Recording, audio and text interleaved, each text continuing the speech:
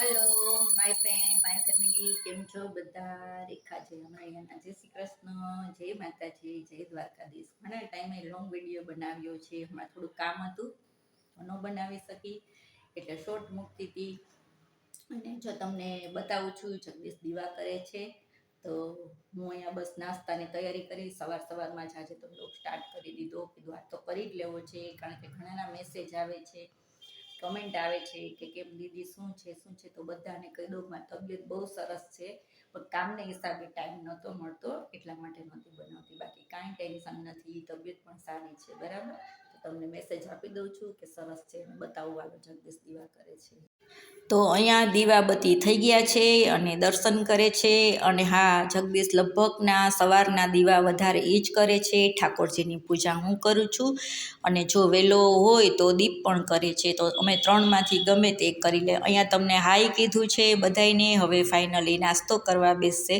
તો અહીંયા ગરમ ગરમ ભાખરી અને ચા સવારનો છે, થોડો કોરો નાસ્તો છે, કચોરી છે, સેવ મમરા છે, મરચાં છે લાલ.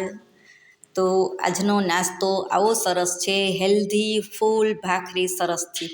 અને હા ફ્રેન્ડ, આજે તમારી સાથે હું રેસીપી મગ અને લાપસીની કરવાની છું. તો શું કામ મેં આજે મગ લાપસી બનાવ્યા એ છેલ્લે તમને કહું છું. ત્યાં સુધી આપણે રેસીપી તરફ જઈએ.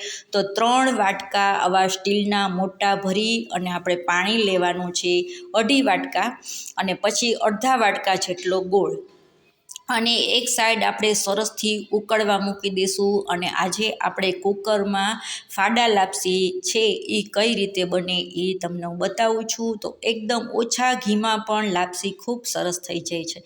અહીંયા મેં જોયું, તમે 1.5 ચમચી જેટલું મેં ઘી નાખ્યું છે. ગરમ થઈ ગયા પછી એક આખો સ્ટીલનો મોટો વાટકો ભરેલો ફાડા લાપસી જે છે, દળેલા ફાડા, એને આપણે ધીમા તાપે શેકી લેવાના છે.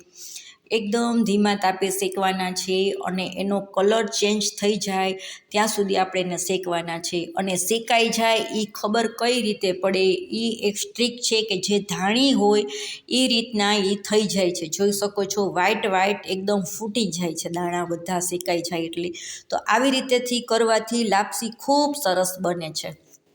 હવે આપણે ગોળનું પાણી છે એ એકદમ ઉકાળી લીધું છે, ગોળ ઓગળી ગયો છે, અને ગાળી અને એમાં આપણે નાખી દેવાનું છે.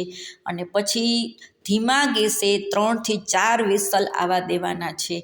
આ સ્ટેજ ઉપર જો તમને વરિયાળી ભાવે તો ખૂબ જ સરસ ટેસ્ટમાં લાગે છે, પણ મારા ઘરમાં દીપને વરિયાળી બહુ જ ઓછી ભાવે છે. અથાણામાં પણ એને ન ભાવે, મુખવાસમાં પણ ન ભાવે, એટલે હું વરિયાળી નાખતી નથી. પણ જો તમે બનાવો ત્યારે વરિયાળી નાખી દેજો. આ સાઈડ મેં ભાત મૂક્યા છે, ને મગની રેસીપી તો મેં તમારી સાથે ઘણીવાર શેર કરી છે, પણ આજે કોરા મગ બનાવવાની છું. તો હવે અહીંયા કાજુ અને બદામનો કટકા કરી લીધા છે. મેં 4 વિસલ વગાડ્યા છે કુકરમાં, અને જો પ્રેશર પણ નીકળી ગયું છે. હવે આપણે કુકર ખોલશું. જોઈ શકો છો કલર કેટલો મસ્ત આવ્યો છે, અને બિલકુલ નીચે તળિયે બેઠી નથી. એક સરખું આ માપથી કરવાથી લાપસી ખૂબ સરસ થાય છે. હવે અહીંયા આપણે થોડો ગેસ ચાલુ કરી દેવાનો છે પાછો, કે થોડી એવી ઢીલી હોય તો પણ સરસ સૂકી થઈ જાય. અહીંયા તમારે ઘી એડ કરવું હોય તો વધારે ઘી નાખી શકો છો, પણ ખૂબ સરસ થાય છે. અને આપણા ફાડા પણ એકદમ ચડી ગયા છે. આવી રીતે કરવાથી લાપસી જલ્દી પણ થાય છે અને સરસ પણ થાય છે.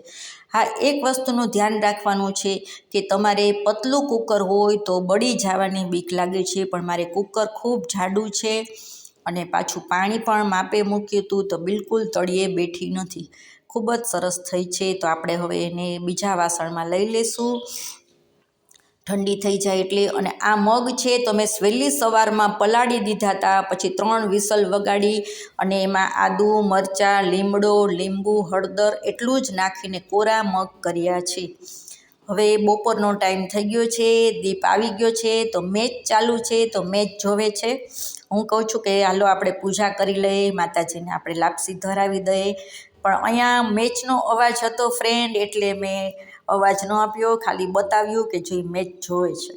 હવે બસ જમવા બેઠો છે, અને એ ઓફિસેથી આવ્યો ત્યારે એક શ્રીખંડ પણ રસ્તામાંથી લેતો આવ્યો હતો. એને શ્રીખંડ બહુ જ ભાવે, અને મારે એને વાત પણ થઈ હતી કે આજે આપણે લાપસી ધરાવવાની છે.